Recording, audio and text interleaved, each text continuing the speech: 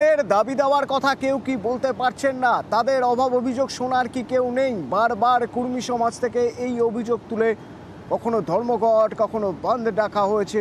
এবার তারা মনে করছেন নিজেদের কথা নিজেরাই বলবেন, তার জন্য ভোটে দাঁড়ানো জরুরি। আর তার জন্য এর আগে দেখা গিয়েছে ঝাড়গ্রামে, দেখা গিয়েছে পুরুলিয়ায়, এবার বাঁকুড়াতেও প্রার্থী দিল কুর্মী সমাজ। প্রিয়ব্রত প্রতিনিধি আমার সঙ্গে রয়েছেন। প্রিয়ব্রত, কে প্রার্থী তিনি? कॉल को होल्ड पर रखा है।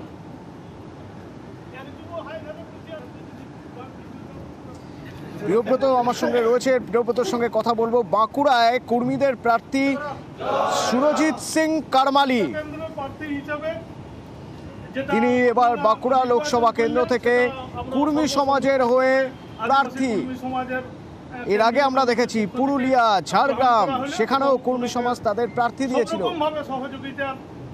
আশ্বাস প্রদান করা হয়েছে।